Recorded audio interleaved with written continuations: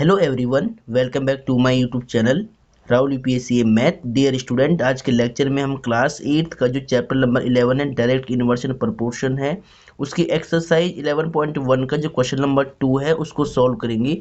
तो dear student, question को ध्यान से देखिए। क्वेश्चन नंबर 2 क्या कहता है? A mixture of paint is prepared by mixing 1 part of red pigment with 8 parts of base in the following table. Find the parts of base that need to be added. इसका मतलब क्या है कि आपको एक पेंट का mixer तैयार करना है, उसमें 1 पार्ट रेड पिगमेंट होना चाहिए और 8 पार्ट आपको बेस रखना है। ठीक है, तो in the following table find the parts of base that need to be added है। देखिए, आपको एक टेबल गिवन है और इस टेबल में देखिए 1 पार्ट अगर रेड पिगमेंट है तो बेस का उसमें 8 पार्ट होना चाहिए। अगर 4 पार्ट रेड पिगमेंट का हो तो बेस कितना होना चाहिए? 7 पार्ट रेड पिगमेंट का हो तो बेस कितना होना चाहिए उसमें? 12 पार्ट अगर रेड पिगमेंट का है तो बेस पार्ट कितना होना चाहिए? और 20 पार्ट अगर रेड पिगमेंट का है तो बेस पार्ट कितना होना चाहिए, आपको फाइंड करना है। ठीक है, तो देखिए इसका सॉल्यूशन स्टार्ट करते हैं। अब पहले एक बार हिंदी वाले सुनिए। एक पेंट के मूल मिश्रण के 8 भागों में लाल रंग के पदार्थ का एक भाग मिलाकर मिश्रण तैयार किया जाता है। निम्नलिखित सारणी में मूल मिश्रण के वे भाग ज्ञात कीजिए जिन्हें मिलाए जाने की आवश्यकता है। ठीक है, आवश्यकता है। तो देखिए ध्यान से, पार्ट्स ऑफ रेड पिगमेंट यहाँ पर दिया हुआ है। हिंदी वाले बोलेंगे लाल रंग के पदार्थ के भाग। पार्ट्स ऑफ बेस यानी मूल मिश्रण के भाग। देखिए, अगर पार्ट्स ऑफ रेड पिगमेंट का 1 है तो बेस का 8 है, और पार्ट्स ऑफ रेड पिगमेंट का 4 है तो बेस का कितना होगा वो आपको फाइंड आउट करना है। तो डियर स्टूडेंट, अब ध्यान से देखिए, पार्ट्स ऑफ रेड पिगमेंट को आपको x मानना है और पार्ट्स ऑफ बेस को आपको y मानना है। ठीक है, तो फर्स्ट क्वांटिटी आपके पास x हो गया है और सेकंड क्वांटिटी आपके पास y होगी। ठीक है, अब देखिए ये x है तो ये x1, ये x2, ये x3, x4, ये x5 होगा। ये y है तो ये y1, ये y2 होगी क्वांटिटी यहाँ पर y3 और यहाँ पे y4 और यहाँ पे y5। तो डियर स्टूडेंट, आपको y2, y3, y4, y5 की वैल्यू फाइंड आउट करनी है। ठीक है, तो देखिए कैसे करेंगे। अब हमें केवल इस टेबल की जरूरत पड़ेगी। तो अब देखिए ध्यान से, यहाँ पर सॉल्यूशन लिखते हैं पहले। तो इंग्लिश वाले क्या करेंगे, सबसे पहले लेट करेंगे। जो हमने माना है इसको x माना है रेड पिगमेंट को और बेस को y माना है, तो यही हमें यहाँ पे लिखना है कि let the parts of red pigment, जो रेड पिगमेंट का पार्ट है उसको आपने मान लिया पहले x क्वांटिटी एंड। अब पहले हिंदी वाले क्या लिखेंगे, हिंदी वाले इस लाइन का मतलब लिखेंगे कि माना लाल रंग के पदार्थ का भाग, लाल रंग के पदार्थ का भाग। हिंदी वाले क्या लिखेंगे, माना लाल रंग के पदार्थ का भाग, इसको आपने x मान लिया है। अब इंग्लिश वाले क्या लिखेंगे, and let the parts of base, parts of base. ठीक है, जो बेस कलर है उसका पार्ट आपने क्या माना, y माना, ये बेस पार्ट है, इसको y मान लो आप। और हिंदी वाले क्या लिखेंगे, तथा माना मूल मिश्रण। ठीक है, बेस पार्ट को क्या बोलेंगे, मूल मिश्रण, तथा मूल मिश्रण का भाग, मूल मिश्रण का भाग। तो मूल मिश्रण का भाग आपने क्या माना है, y माना है। ठीक है, तो हिंदी वालों को देखिए, हिंदी वालों को हिंदी में लिखना है और इंग्लिश वालों को इंग्लिश में लिखना है। दोनों में लिखवा रहा हूँ मैं, दोनों को समझा रहा हूँ। ठीक है, अब देखिए ध्यान से आगे। अब आपको केवल टेबल की जरूरत पड़ेगी। तो अब देखिए, अब इंग्लिश वाले लिखेंगे अकॉर्डिंग टू क्वेश्चन और हिंदी वाले लिखेंगे प्रश्नानुसार। हिंदी वाले क्या लिखेंगे, प्रश्नानुसार, प्रश्नानुसार। ठीक है, अब देखिए ध्यान से, अब यहाँ पर देखिए टेबल आपको पहले से दे रखी है। तो डियर स्टूडेंट, आपको क्या करना है, देखिए आपको लिखना है सिंस। देखिए फर्स्ट क्वांटिटी देखिए 1, 4, 7, 12 और 20 है। फर्स्ट क्वांटिटी इंक्रीज हो रही है तो सेकेंड क्वांटिटी भी इंक्रीज होगी। तो यानी अगर दोनों क्वांटिटी इंक्रीज हो रही है तो ये क्या होता है, डायरेक्ट प्रोपोर्शन में होता है, प्रत्यक्ष अनुपात में होता है। तो यहाँ पर आपको ये लिखना है कि since x and y are in direct proportion, are in direct proportion. Dear student, यहाँ पर आपको क्या लिखना है पहले कि since x and y are in direct proportion, और हिंदी वाले क्या लिखेंगे, हिंदी वाले लिखेंगे चूंकि x और y प्रत्यक्ष अनुपात में है। हिंदी में क्या लिखना है, x और y, हिंदी में क्या लिखना है, x और y प्रत्यक्ष अनुपात में है, ठीक है, प्रत्यक्ष अनुपात में है। अब डियर स्टूडेंट, इसके बाद क्या करोगे, अगर ये दोनों क्वांटिटी डायरेक्ट प्रोपोर्शन में है तो इसका मतलब क्या है कि x1 अपॉन y1 इनका रेशियो इक्वल होगा x1 upon y1, x2 upon y2 equal होगा x3 अपॉन y3 इक्वल होगा x4 अपॉन y4 इक्वल होगा x5 अपॉन y5। तो यहाँ पर आपको लिखना therefore x1 upon y1 formula है, x2 अपॉन y2,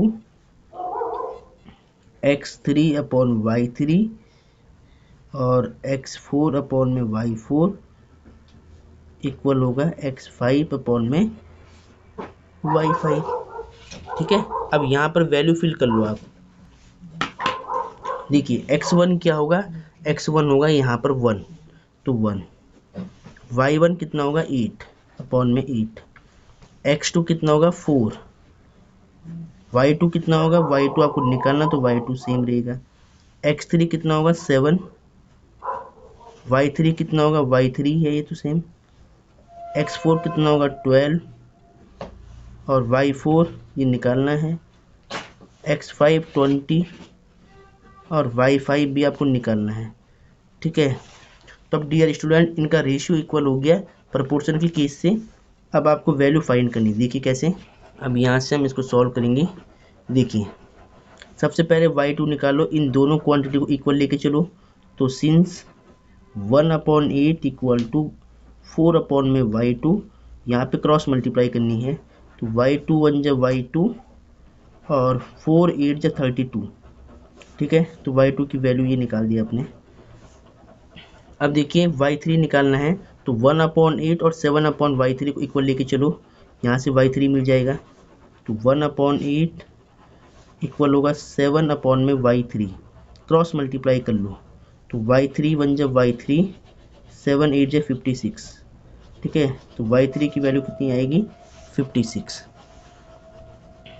अब यहाँ पे देखिए, अब 1/8 को इक्वल लेके चल रहा हूँ, 12 अपॉन में y4, यहाँ से y4 मिल जाएगा, 1/8 इज इक्वल टू 12 अपॉन में y4, ठीक है। यहाँ पे क्रॉस मल्टीप्लाई कर लो, y4 1 जा y4 और 12 8 जा 96, ठीक है। 12 8 जा कितना, तो 96। चलो ये y4 की वैल्यू आ गई। अब y5 निकालना है, तो 1/8 इक्वल टू 20 अपॉन y5 लेके चलो पहले इक्वल, तो 1/8 इज इक्वल टू 20 अपॉन में y5, क्रॉस मल्टीप्लाई कर लो, y5 1 जब y5 और 8 2 16 160, तो y5 की वैल्यू कितनी आएगी 160 आएगी, ठीक है। तो ये आपने सबकी वैल्यू निकाल ली है। अब डियर स्टूडेंट यहाँ पर देखिए, यहाँ पर मैंने इसकी टेबल बना दी है, ठीक है। अब देखिए यहाँ पर x लिखा था, यहाँ पे y क्वांटिटी लिखी हुई थी, आपको दिखा लेता हूँ मैं, देखिए ध्यान से पहले। देखिए यहाँ पर ये टेबल आपको अब यहाँ पे वैल्यू रखनी है, y2 की वैल्यू रखनी है, y3 y4 y5 की वैल्यू। तो इस टेबल को दोबारा बनाएंगे पहले नीचे, ठीक है। तो यहाँ पर देखिए फर्स्ट क्वांटिटी को हमने x माना था, x लिख दिया, सेकंड को y माना था, y लिख दिया। अब देखिए यहाँ पर पहले देखिए, यहाँ पर पार्ट ऑफ रेड पिगमेंट क्या था 1 था, तो बेस 8 था, तो ये वैल्यू हमें दे रखी थी पहले से, ये हमने लिख दिया यहाँ पे, देखिए। अब इसको पहले मैं लिख लेता हूँ एक बार, फिर आपको दिखाता हूँ, ठीक है। चलो देखिए ध्यान से, फिर 1 के बाद 4 था, फिर 7 था, फिर 12 था, फिर 20 था, ठीक है। और यहाँ पर वैल्यू आपको फिल करनी थी। अब देखिए डियर स्टूडेंट, मैंने यहाँ पे लिख लिया है, और इस टेबल को ध्यान से देखिए, आपको लास्ट में लिखना है वैल्यू निकालने के बाद। अब देखिए जब 1 अगर रेड पिगमेंट था तो बेस पार्ट 8 था, 4 था तो यहाँ पर y2 था, तो तो y2 माना था आपने यहाँ पर, तो y2 का मान आपने यहाँ पे निकाला। देखिए y2 का मान कितना होगा 32, तो यहाँ फिल कर लो आप। यहाँ पे बेस पार्ट होना चाहिए 32। अगर रेड पिगमेंट का पार्ट 7 है तो बेस पार्ट कितना होना चाहिए, y3 था, तो y3 की वैल्यू कितनी आई 56। ठीक है। अगर रेड पिगमेंट का पार्ट 12 है तो बेस पार्ट कितना होना चाहिए था, ये था y4 की वैल्यू 96 है। अगर रेड पिगमेंट का पार्ट 20 तो बेस कितना था 160। ठीक है। देखिए अगर बेस पार्ट, देखिए अगर रेड पिगमेंट का पार्ट 20 था तो बेस पार्ट कितना हो गया y5 था, यहाँ पर y5 की वैल्यू आपने निकाली 160। तो ये टेबल आपने कंप्लीट कर लिया है। ठीक है, तो ये आपका आंसर हो गया है। देखिए ध्यान से, अगर फर्स्ट क्वांटिटी x है, सेकंड y थी, रेड पिगमेंट का पार्ट 8 है तो बेस का पार्ट 8 होगा, रेड पिगमेंट का पार्ट 4 है तो बेस का पार्ट 32 होगा, रेड पिगमेंट का पार्ट 7 है तो बेस का पार्ट 56 होगा, रेड पिगमेंट का पार्ट 12 है तो बेस का पार्ट 96 होना चाहिए, रेड पिगमेंट का पार्ट 20 है तो बेस का पार्ट 160 होना चाहिए। तो ये आपने टेबल को फिल कर दिया था। इस क्वेश्चन में देखिए, इस क्वेश्चन में आपको टेबल ही फिल करनी थी। यहाँ पर y2, y3, y4, y5 की वैल्यू निकालनी थी, वो हमने बिल्कुल सीक्वेंस में निकाल दिया है। तो डियर स्टूडेंट, ये क्वेश्चन आपको समझ में आ गया होगा। पहले इनकी वैल्यू निकाल करके आपको यहाँ पर लास्ट में फिल करनी है। ठीक है, चलो डियर स्टूडेंट, अब क्वेश्चन नंबर 3 को देखिए, एक्सरसाइज 11.1 क्लास 8। ठीक है, देखिए in question 2 above, if one part of red pigment requires 75 ml of base, how much red pigment should we mix with 1800 ml of base? इसका मतलब क्या है, देखिए कि one part of red pigment, यानी रेड पिगमेंट का अगर एक पार्ट है तो बेस का 75 ml होना चाहिए पार्ट। ठीक है, अब लिखा है कि how much red pigment should we mix 1800 ml of base. अगर बेस पार्ट 1800 ml है तो रेड पिगमेंट का पार्ट कितना होना चाहिए, आपसे क्या पूछ रहा है, अगर बेस पार्ट 1800 ml है तो रेड पिगमेंट का पार्ट कितना होना चाहिए। इसमें अगर रेड पिगमेंट का पार्ट 1 है तो बेस का पार्ट होता है 75 ml। अब अगर इसने दिया है कि अगर बेस पार्ट 1800 ml है तो रेड पिगमेंट का पार्ट कितना होना चाहिए। ठीक है, तो वो आपको फाइंड करना है। हिंदी वाले ध्यान से सुनिए, प्रश्न 2 में यदि लाल रंग के पदार्थ के एक भाग के लिए 75 ml मूल मिश्रण की आवश्यकता है तो मूल मिश्रण के 1800 ml में हमें कितना लाल रंग का पदार्थ मिलाना चाहिए, कितना लाल रंग का पदार्थ आपको मिलाना चाहिए। ठीक है, तो देखिए इसका सॉल्यूशन स्टार्ट करते हैं। तो डियर स्टूडेंट ध्यान से देखिए, यहाँ पर सॉल्यूशन लिखते हैं। इंग्लिश वाले पहले क्या लिखेंगे, पहले मान लेंगे कि जो रेड पिगमेंट का पार्ट है उसको x मान लो और जो बेस पार्ट है उसको y मान लो, फर्स्ट क्वांटिटी सेकंड क्वांटिटी की फॉर्म में। तो यहाँ लेट करते हैं कि let the parts of red pigment, red pigment का पार्ट आप मान लो x है। एंड अब हिंदी वाले क्या लिखेंगे, पहले हिंदी वालों के लिए लिखते हैं, पहले देखिए कि माना, हिंदी वाले लिखेंगे माना लाल रंग के पदार्थ का भाग, लाल रंग के पदार्थ का भाग, माना लाल रंग के पदार्थ का भाग, इसको मान लो आप x। ठीक है, हिंदी वालों को भी ये लिखना है x। ठीक है, अब इंग्लिश वाले क्या लिखेंगे, देखिए आप लिख सकते, देखो मैं यहाँ पे लिख रहा हूँ हिंदी वालों के लिए, x आपको सेम लिखना है।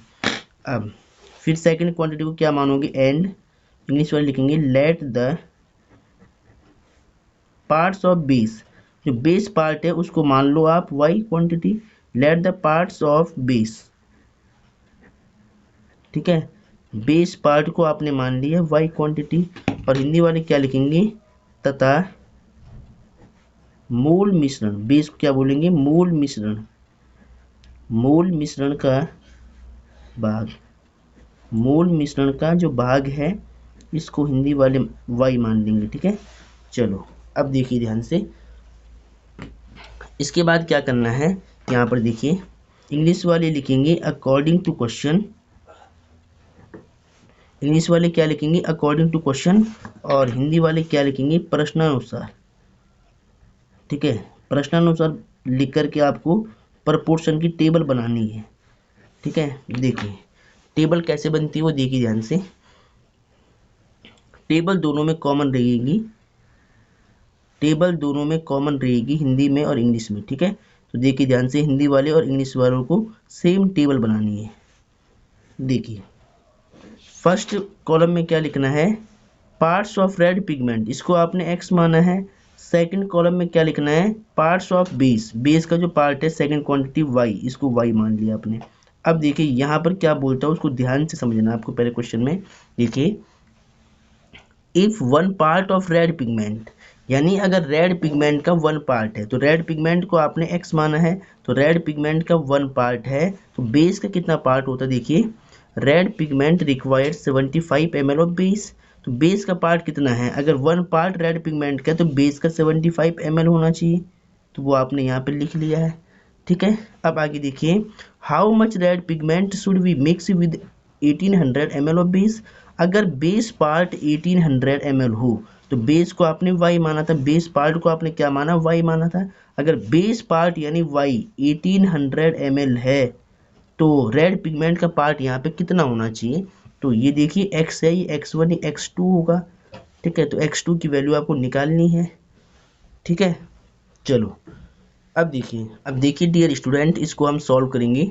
तो देखिए यहाँ पर सबसे पहले देखिए फर्स्ट क्वांटिटी x देखिए 1 है, यहाँ x2 है, यहाँ 75 है, यहाँ पर 1800 है।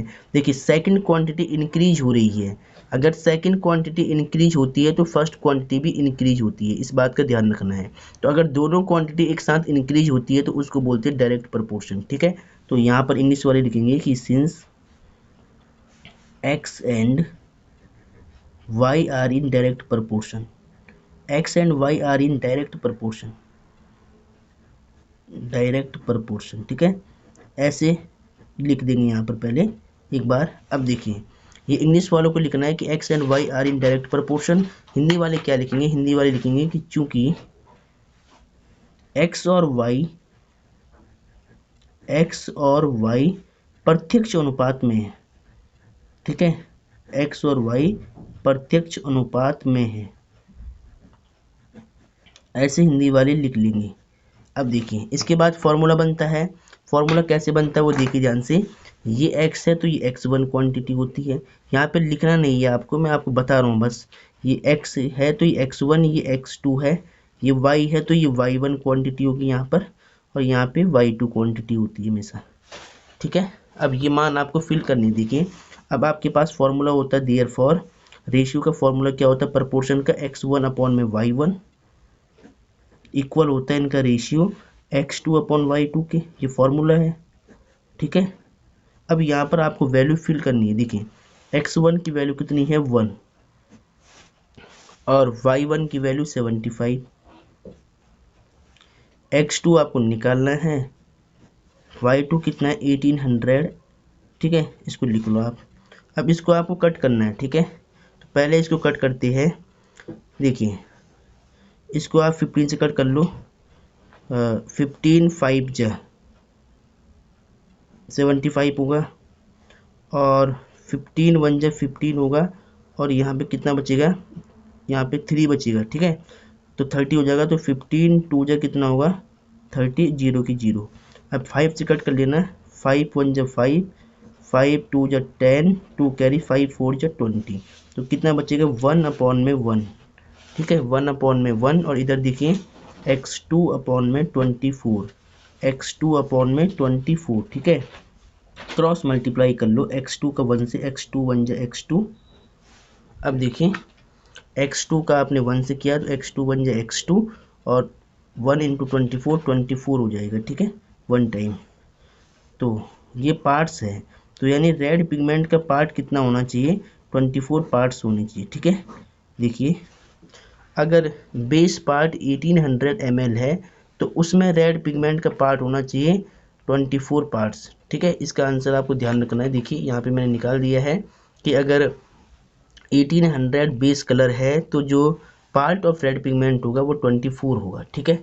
अब आंसर आपको कैसे लिखना है लास्ट में, देखिए यहाँ पर, तो यहाँ पर आप लिखेंगे कि therefore parts of red pigment, parts of red pigment equal to 24, ठीक है। और हिंदी वाले कैसे लिखेंगे, देखिए हिंदी वाले कैसे लिखेंगे, इसका मतलब हिंदी वाले लिखेंगे यहाँ पर अतः लाल रंग के पदार्थ का भाग, लाल रंग के पदार्थ का भाग, लाल रंग के यहाँ लिखना पदार्थ, ठीक है, लाल रंग के पदार्थ के भाग बराबर कितना होना चाहिए, 24 होना चाहिए डियर स्टूडेंट, 24, ठीक है। लाल रंग के पदार्थ लिखा है यहाँ पर मैंने, पदार्थ मैटर, ठीक है। लाल रंग के पदार्थ के भाग कितने होने चाहिए, 24 होने चाहिए। तो ये आपका आंसर आ गया है। इस क्वेश्चन को पहले ध्यान से देखिए, ऐसे आपको सॉल्व करना था। अब डियर स्टूडेंट क्वेश्चन नंबर 4 को ध्यान से देखिए। A machine in a soft drink factory fills 840 bottles in 6 hours. How many bottles will it fill in 5 hours? इसका मतलब क्या है कि एक फैक्ट्री है सॉफ्ट ड्रिंक की, वो 6 घंटे में यानी 6 आवर में 840 बॉटल्स फिल करती है। तो हाउ मैनी बॉटल्स यानी 5 आवर में वो कितने बॉटल्स फिल करेगी, वो आपको फाइंड करना है, ठीक है। अब हिंदी वाले सुनिए, हिंदी वाले ध्यान सुनिए। किसी सॉफ्ट ड्रिंक फैक्ट्री में एक मशीन 840 बोतलें 6 घंटे में भरती है। वह मशीन 5 घंटे में कितनी बोतलें भरेगी, ठीक है। इसका मतलब क्या हुआ कि सॉफ्ट ड्रिंक फैक्ट्री में एक मशीन है जो 6 घंटे में 840 बोतलें भर रही है, ठीक है। तो वह 5 घंटे में यानी 5 आवर में 5 घंटे में कितनी बॉटल्स फिल करेगी यानी कितनी बोतलें को भरेगी, ठीक है। वो आपको निकालना है। तो देखिए ध्यान से सॉल्यूशन स्टार्ट करते हैं। यहाँ पर देखिए सबसे पहले लिखना है यहाँ पे सॉल्यूशन। अब देखिए इंग्लिश वाले बच्चे क्या लिखेंगे, देखिए फर्स्ट क्वांटिटी को मान लो नंबर ऑफ बॉटल्स और सेकंड को मान लो नंबर ऑफ आवर्स, ठीक है। तो यहाँ पे लिख लेते हैं पहले कि let the number of bottles यानी बोतलों की संख्या मान लो पहले आप x, let the number of bottles ये मान लिया आपने x, and let the number of hours, ठीक है, जो घंटों की संख्या कितने घंटे में भर रही है वो आपने मान लिया y, ठीक है। ये इन आवर्स में है यानी घंटों में है और वो संख्या है इसकी x, ठीक है। बोतलों की संख्या को आपने x मान लिया और नंबर ऑफ आवर्स को आपने y मान लिया। अब हिंदी वाले क्या लिखेंगे, हिंदी वाले लिखेंगे कि माना, इस लाइन का मतलब बता रहा हूँ, माना बोतलों की संख्या, बोतलों की संख्या, इसको मानेंगे हिंदी वाले x बराबर x, और तथा घंटों की संख्या, घंटों की जो संख्या है, घंटों की संख्या इसको y मान लो आप, ठीक है। अब इंग्लिश वाले क्या लिखेंगे अकॉर्डिंग टू क्वेश्चन, और हिंदी वाले क्या लिखेंगे प्रश्नानुसार, ठीक है। अब आपको प्रपोर्शन की एक टेबल बनानी पड़ेगी पहले, तो प्रश्नानुसार देखिए ध्यान से, यहाँ पे एक टेबल ड्रॉ करती है पहले, देखिए यहाँ पर आपको इस बॉक्स में first quantity number of bottle से लिखनी है, और इस कॉलम में आपको नंबर ऑफ आवर्स यानी सेकंड क्वांटिटी y लिखनी है, ठीक है। अब देखिए फर्स्ट देखिए क्वेश्चन में क्या कहा था इसने कि a machine in a soft drink factory fills 840 bottles in 6 hour, यानी अगर नंबर ऑफ आवर 6 हो, इसको आपने x, नंबर ऑफ आवर्स को आपने y माना है, ठीक है। अगर नंबर ऑफ आवर 6 है तो जो बॉटल्स फिल होती है वो 840 होती है, तो 840 को यहाँ पे लिख लो आप बॉटल्स की संख्या, ठीक है। हिंदी वाले सुनिए कि अगर 6 घंटे है तो y को आपने घंटों में माना था, 6 घंटे में 840 बोतलें भर रही है, तो बोतलों की संख्या को आपने x माना था, ठीक है। अब आगे क्या लिखा है कि how many bottles will it fill in 5 hour, यानी 5 घंटे में कितनी बोतलें भरेगी, ठीक है। तो यहाँ पर देखिए अगर घंटों की संख्या आपने क्या माना y, अगर आवर्स 5 है तो कितनी बोतलें भरेगी, यानी ये x है, x1 x2 मान लो कि x2 बोतलें भरेगी, ठीक है। 5 घंटे में हमने मान लिया कि वो x2 बोतलें भरती है, x2 की वैल्यू आपको निकालनी है। ठीक है, अब देखिए यहाँ पे निकालते हैं, इसको सॉल्व करते हैं। देखिए तो डियर स्टूडेंट, देखिए फर्स्ट क्वांटिटी ये डिक्रीज, देखिए ये इंक्रीज होगी। ठीक है, अगर 6 घंटे में 840 बोतलें भर रही है तो जो 5 आवर में होगी वो इससे ज़्यादा ही भरेगी। ठीक है, तो आपको यहाँ पे क्या लिखना है, फर्स्ट क्वांटिटी इंक्रीज हो रही है तो सेकंड भी क्या होगी, इंक्रीज होगी।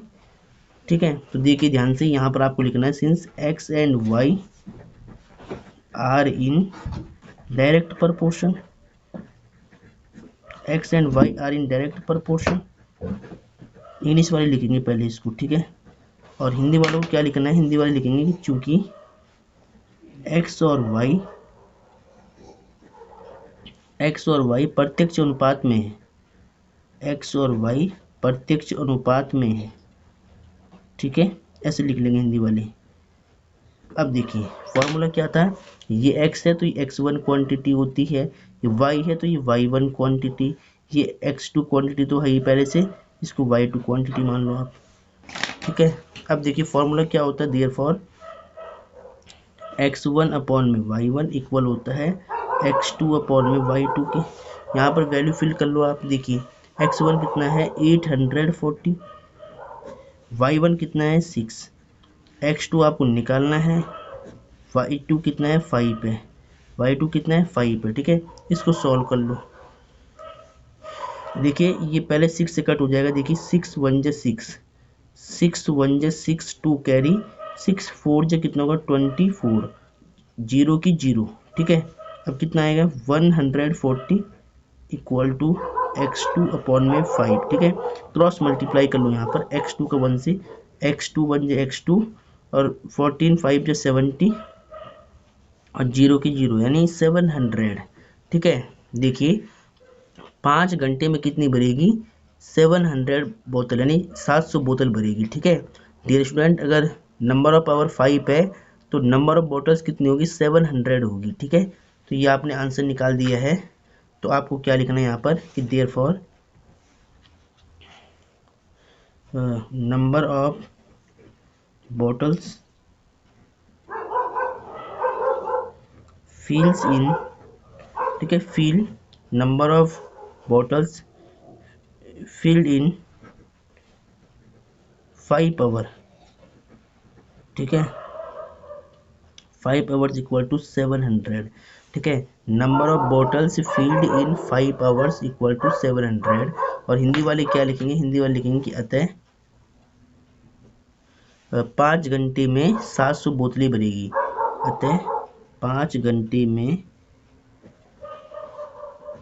700 बोतलें भरेगी। ऐसे हिंदी वाले लिख सकते हैं कि 5 घंटे में 700 बोतलें भरेगी। तो ये आपका आंसर आ गया। तो डियर स्टूडेंट, ऐसे आपको इसको सॉल्व करना था। क्वेश्चन इंपॉर्टेंट है, इसको नोट कर ले पहले से बिल्कुल।